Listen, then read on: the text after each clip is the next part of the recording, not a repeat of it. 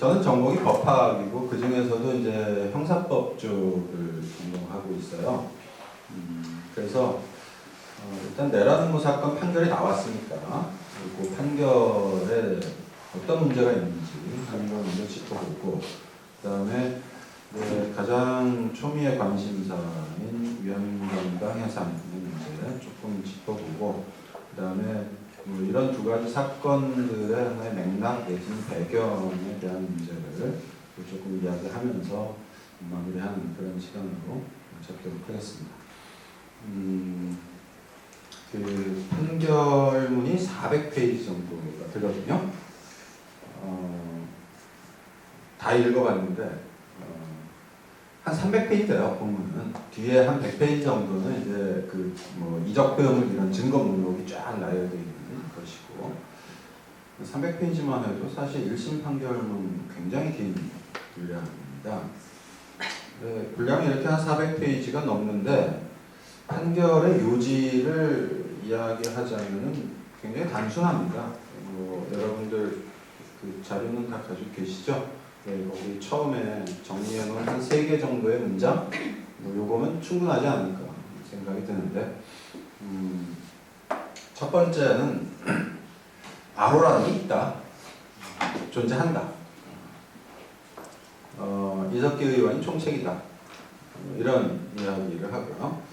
두 번째는 그 5월 12일 모임, 바로 이제 그 아로의 조직원들의 모임이고, 그 모임에서는 혁명의 결정적인 시기가 임박했다는 판단에 따라서 전국적으로 국가 기반 시설을 파괴하는 폭동 행위를 구체적으로 모의하는 그런 자리였다.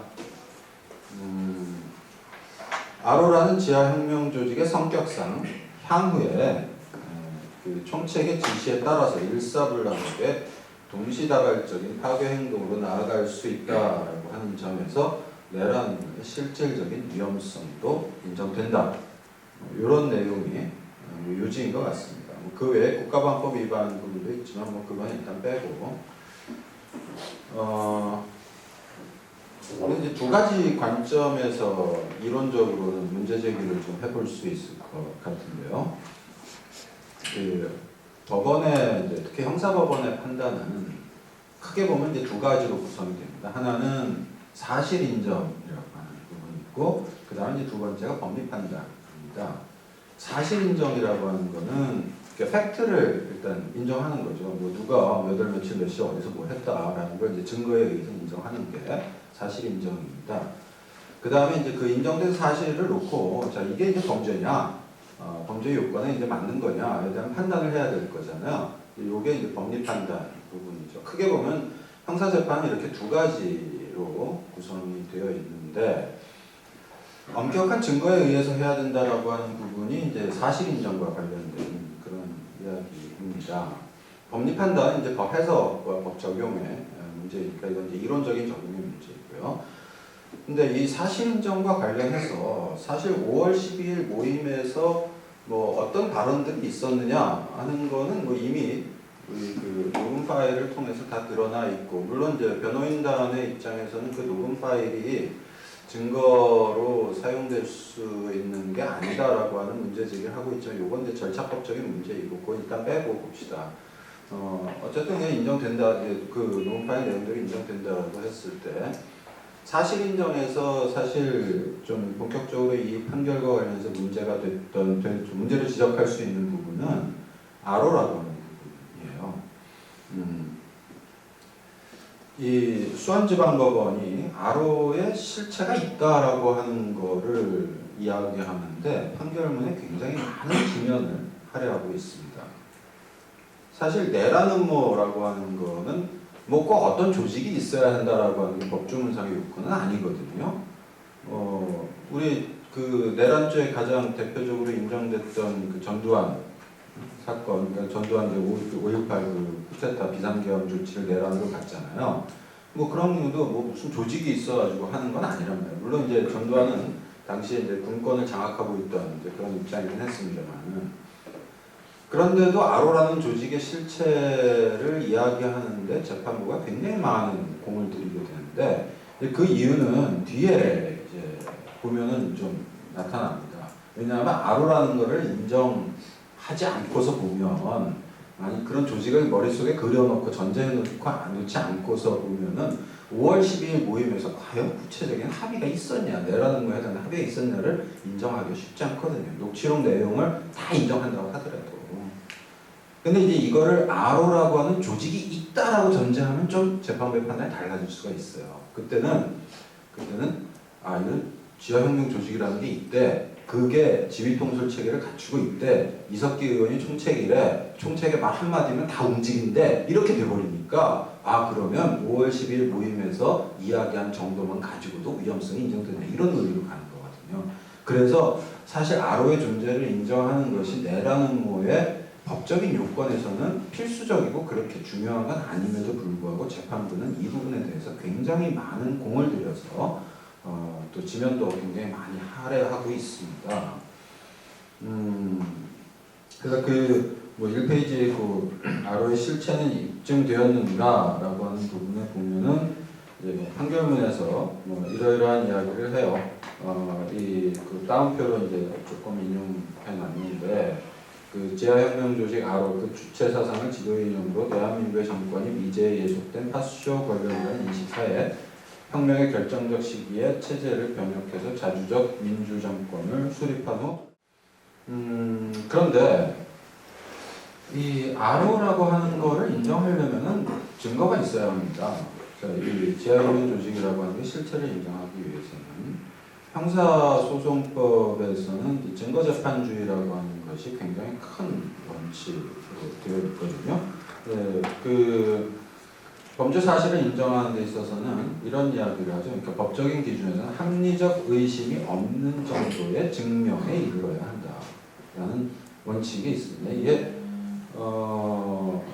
쉽게 설명을 하자면 이런 원칙입니다. 우리가 이제 보통 증거를 가지고서 이제 어떤 일정한 범죄에 해당하는 팩트를 인정하는 것이 퍼즐 맞추기와 이제 유사하다라고 비유를 종종 많이 하는데요. 퍼즐의 그림이 뭔지 몰라요. 근데 이제 퍼즐을 맞춰 나갑니다. 근데 이제 어느 정도 맞춰 나가면 그림이 좀 보일 수 있죠. 이게 이런 그림이겠구나라고 하는 게 보일 수 있잖아요. 그랬을 때 이 퍼즐을 다 맞춘 건 아니지만 이 정도만 맞췄어도 이것만 가지고도 이거는 어떤 그림인 게 확실하다 라는 정도의 이제 그 증명이 됐을 때 그걸 이제 합리적 의심을 넘어선 증명이라고 보통 이론적으로 표현을 합니다. 그러니까 예를 들면 이게 지금까지 맞춰놓은 그림으로 봐서는 이게 코끼리 그림이다 라는 게 더 이상 의심의 여지가 없다. 근데 코끼리일 수도 있는데 다른 동물일 수도 있겠다 라는 정도의 의심이 있다면 그건 코끼리라고 단정할 수 없는 거죠. 이런 거를 이제 증거재판주의라고 합리적 의심을 넘어선 증명이라고 얘기합니다. 근데 그런 원칙에 비추어 봐서 과연 아로라는 실체를 인정할 정도의 충분한 증거들이 존재했느냐 하는 거는 좀 대단히 좀 의심스러운 부분입니다. 1심 판결에서 주로 아로의 존재를 인정하는 데 증거로 삼은 거는 이성윤 씨의 진술이었어요. 그 외에 이제 그 이성윤 씨가 참여했던 그 3인 모임에서 이제 녹음 파일이 있고, 그 다음에 이제 압수물 중에 또 일부 뭐 이런 것들이 이제 증거로 활용이 됐지만, 결정적인 증거로 이제 재판부가 인용하는 겁니다. 이성윤 씨의 진술입니다. 실제로 이제 아로라고 하는 명칭, 또 뭐 가입 절차가 어떻게 됐다, 뭐 세포 모임이 어떻다, 뭐 강령, 뭐 조직원들의 5대 의문, 뭐 이런 것들에 대한 그 증거들은요, 이성윤 씨의 진술이 사실상 유일한 그런 증거였습니다. 재판부는 이성윤 씨의 진술을 전적으로 신뢰하는 그런 입장을 보여주고 있는데요. 그 진술이 일관되다, 또 구체성도 있다, 또 진술에 임하는 태도가 당당하다. 그러니까 그 진술은 믿을 수 있다라고 하는 그런 이야기를 합니다. 그런데 이성윤 씨가 뭐 이 정도의 재판부가 전적인 신뢰를 하는 것은 뭐 마치 우리 공익제보자와 유사한 그런 정도의 지위로 인정하는 것 같아요. 그 김용판 사건 아시죠? 무죄 나온 거. 그 사실 정반대인데요. 김용판 사건에서는 권은희 과장의 진술은 거의 믿지 않았습니다. 대신에 권은희 과장의 말이 틀렸다. 대신 좀 상반되는 진술을 한 경찰관, 당시에 이제 그 노트북 컴퓨터 뭐 이런 거를 분석했던 그 서울청의 경찰관들 한 7, 8명이 법정에서 진술을 하는데 그 7, 8명의 진술이 천편일률적이었어요. 똑같았습니다. 마치 뭐 정말 짬에 그 주로 입을 맞추고 나온 것처럼. 근데 그 진술은 권은희 과장의 진술과는 완전히 상반된 내용이었습니다. 그러니까 핵심은 김용판 당시 이제 서울청장이 그 국정원의 댓글 달기 사건에 이제 그 컴퓨터 이제 그 기록을 분석하는 데 있어서 이제 그거를 축소 은폐하려는 시도 그런 지시를 했느냐 하는 것이 관건이었는데 재판부는요 김용판 무죄 판결문을 읽어보면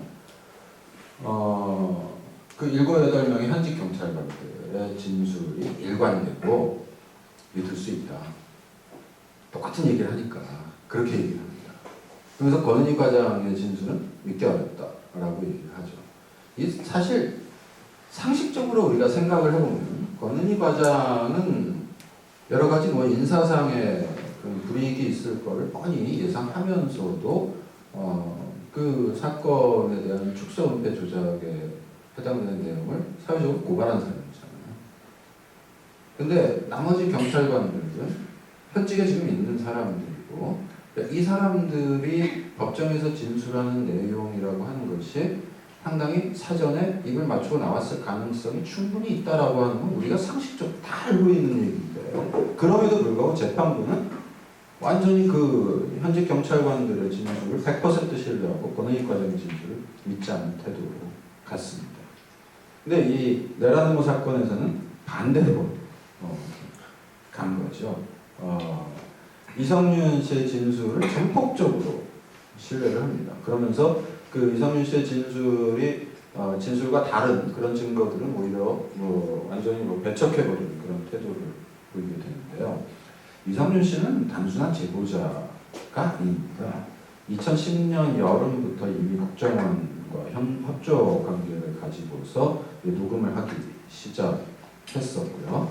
한 3년여에 걸쳐서 국정원 프락치 활동을 했던 사람이잖아요. 그리고 실제 그동안 국정원 직원과 뭐 거의 일주일에 한두 번씩 만나면서 계속 정보를 전달해왔고 또 비용도 그 녹음기도 제공받고 또 관련 비용도 계속 주기적으로 국정원으로부터 받아가면서 일을 했던 사람이에요.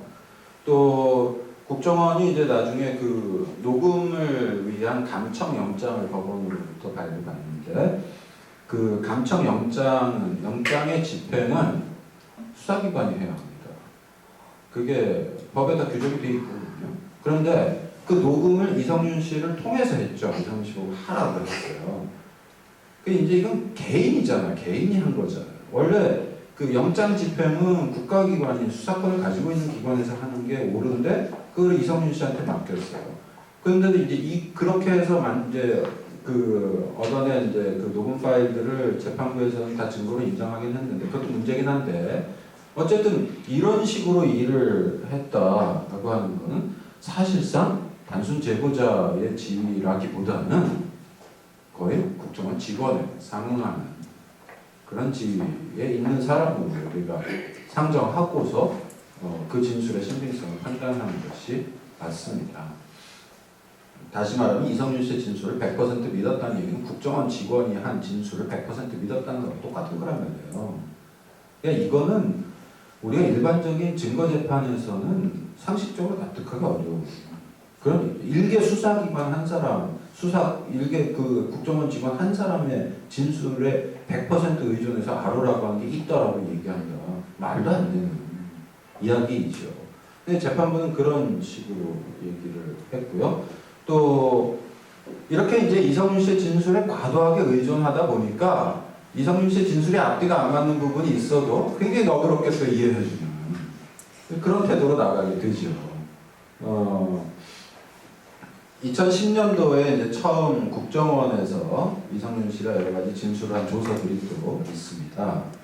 근데 그 당시에는 이 아로라고 하는 거에 대해서 아로가 명칭이 아니고 뭐 내일회가 명칭이다 뭐 이런 이제 이야기도 했었고, 또 당시 진술할 때는 강령이라는 게 없다라고 하는 진술을 했었는데요. 근데 이제 이번에 재판할 때는 이제 그 강령이 있다, 자기가 들었다, 가입하면서 뭐 이렇게 또 진술을 했거든요. 문건으로 된 거는 없었습니다. 그런데 과거에 강령이 없다고 분명히 국정원에 가서는 진술해놓고 왜 지금 법정에서는 다시 강령이 있다라고 진술을 번복하느냐, 이 믿을 수 없다. 이제 변호인단에서 그렇게 발언을 제기했었는데, 재판부가요, 2페이지 위에서 두 번째 패러그래프에 보면 판결문 따옴표로 옮겨놨습니다. 조직 보위를 위해서 강령과 같이 실체가 드러날 만한 내용은 문서화하지 않는다는 뜻이었다. 아주 우호적으로 해석을 해주죠. 그래서 이성윤 씨가 2010년에 했던 말은 이런 의미였다라고 재판부가 아예 해석까지 해주면서 너 그렇게 받아주는 그런 태도를 보여주고 있습니다. 이 밖에도 몇 군데에서 이성윤 씨의 진술이 앞뒤가 안 맞는 부분들이 있었습니다. 그렇지만 그런 부분들에 대해서 재판부는 이성윤 씨의 진술을 전적으로 신뢰하는 그런 태도를 보이고 있는 점. 수사기관의 직원의 유사한 사람의 진술을 100% 신뢰한다는 것은 좀처럼 우리가 상정하기 어려운 그런 대목이었죠. 그런데 이성윤 씨의 진술이 있다 칩시다. 그렇다. 믿는다. 그러면 아로라고 하는 거에 실체를 그것만으로 인정하는 건 또 맞느냐. 이건 또 별개의 문제. 이성윤 씨의 진술을 믿느냐 하는 문제와 그 다음에 다 믿는다 쳤을 때 자, 이게 이성윤 씨 진술을 가지고 아로라는 실체를 인정하기에 충분한 정도의 증거가 되냐. 이건 또 별개의 문제란 말이에요. 이성윤 씨가 진술했던 거는 자기가 뭐 가입할 때 어떤 식으로 했었고, 그 다음에 3인 모임에서 이제 어떤 식으로 했었고, 뭐 그 과정에서 이제 여러 가지 들은 얘기들이었어요. 그런데 재판부는 그 이성윤 씨의 진술을 가지고서 아로라고 하는 커다란 조직이 존재한다라고 하는 것으로 곧바로 추론해서 그냥 가버립니다.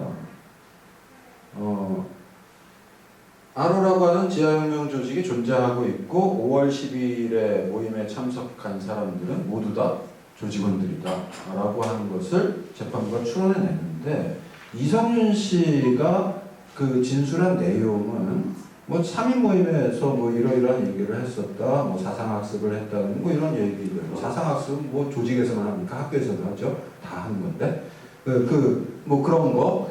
그 다음에 이제 그 조직 가입 절차에서 뭐 강령에 대한 얘기를 들었다, 뭐 이런 정도밖에는 없단 말이에요. 그러면서 더군다나 그 이성윤 씨는 이게 세포모임이라는 게 단선 연계 구조로 돼 있어요. 전체 그 다른 조직이 어떻게 운영되는지 모른다라고 하는 얘기도 했었습니다. 그럼에도 불구하고 그것만으로 큰 그림을 그려냅니다, 재판부가. 그러니까 이성윤 씨가 했던 거는 정말 말하자면 한 세포 하나만 얘기한 건데, 그 세포 하나를 가지고 전체 그림을 재판부가 그려내버리는 거예요. 사실 아무런 증거도 없습니다. 그 재판부는 그러니까 이 부분에 있어서는 사실 이거는 제가 볼 때는 완전한 재판부의 상상력이에요.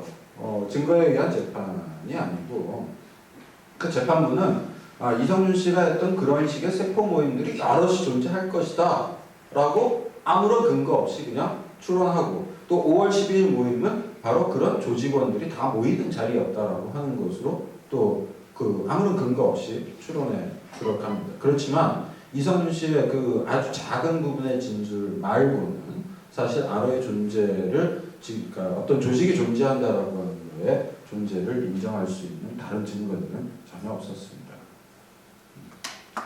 그 재판부는 뭐 또 일부 그 압수물에서 나온 뭐 유아로 문건 뭐 이런 파일들 있잖아요. 문서 파일들 가지고서도 이제 그 증거로 얘기를 했지만, 그거는 일반적인 그 문건이었고 아로라고 하는 어떤 조직의 실체를 인정할 수 있는 직접적인 증거가 되지는 못하는 거였거든요.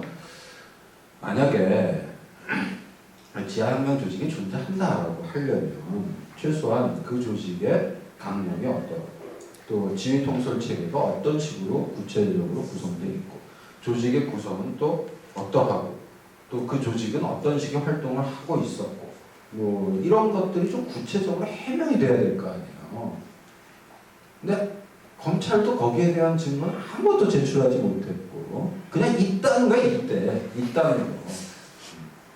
재판부도 그냥 있다고만 했지. 그리고 이석기 의원이 총책이다라고 한 그다음에 이제 나머지 피고인들이 이제 중간 간부 정도의 역할을 하고 있는 것으로 보인다. 이것도 확실하게 재판부가 말하지도 못했어요. 그렇게 보인다 이런 식으로 얘기했어요. 근데 그 이상으로는 도대체 이러한 조직이라는 것이 어떻게 운영되고 있는 것인지에 대해서 아무런 해명도 없습니다. 그러니까 이게 어떤 조직의 실체를 이 조직이 존재한다라고 하는 실체를 인정하는 데 있어서 이처럼 아무런 증거도 없이 아로라고 하는 걸 인정했다라고 하는 걸 보면 이거는 거의 뭐 증거재판주의를 무시한 그런 식의 좀 사실 소설과 같은 그런 판단이라고 볼 수밖에 없거든요.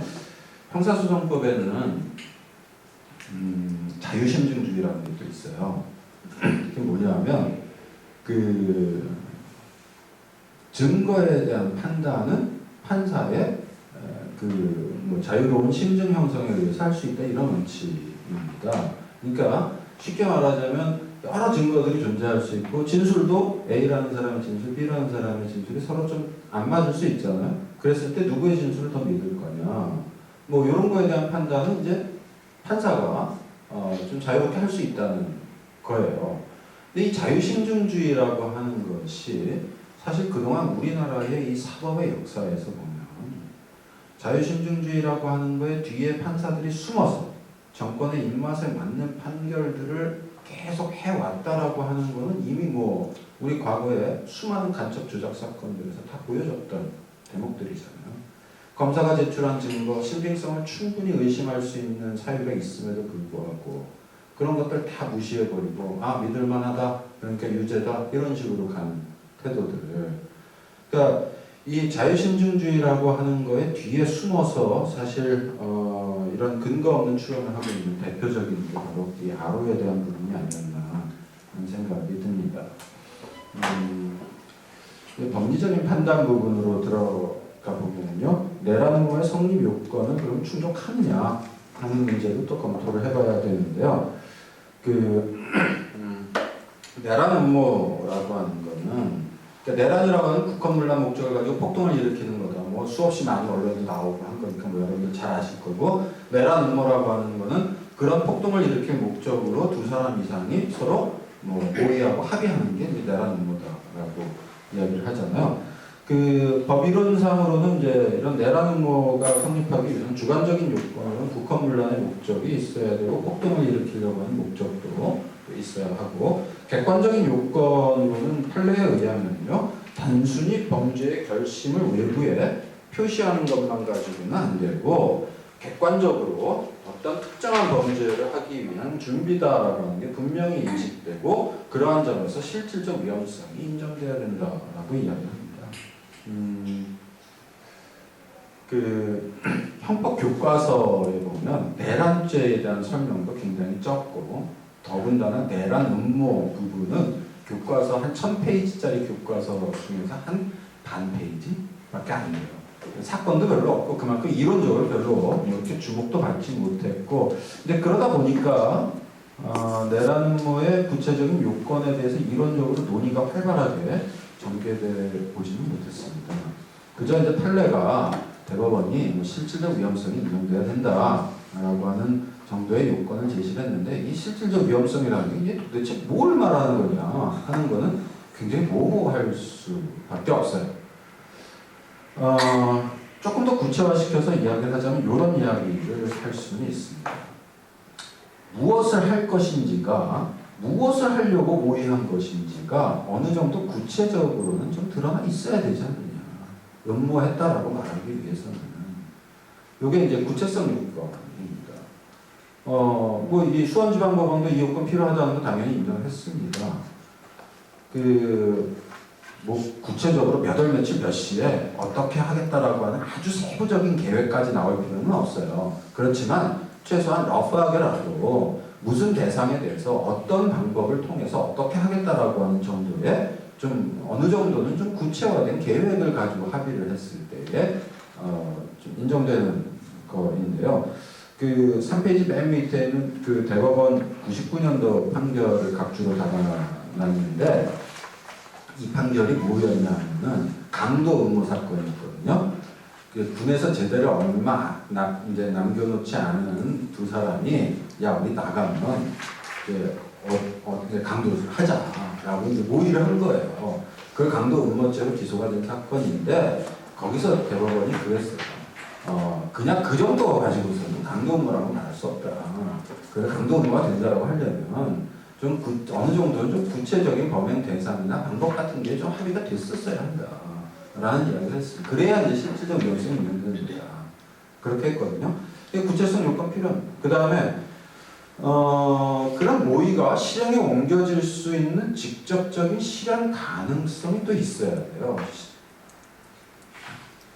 근데 이 요건은 일반적으로는 이론적으로 학자들이 이야기하지 않는 요건입니다. 보통 이제 구체적인 합의만 있으면 된다. 그런데 내란 음모에서는 이 요건이 검토가 돼야 합니다. 왜냐하면 내란이라는 게 하자고 해서 할 수 있는 게 아니거든요. 우리 뭐 절도, 강도 이런 거는 하자라고 하면 뭐 크게 많이 준비 안 해도 할 수 있어요. 그런데 내란이라는 건요 합시다라고 해서 할 수 있는 범죄가 아니란 말이에요. 이거는 예를 들면 뭐 평택의 유류 저장소를 뭐 가서 타격합시다. 막 그런다고 해서 그걸 곧바로 실행에 옮길 수 있는 게 아니에요. 그렇게 하기 위해서는 굉장히 세밀한 계획을 세워야 하고 여러 가지 또 사람도 필요하고 자금도 필요하고 뭐 그럴 거 아니겠어요.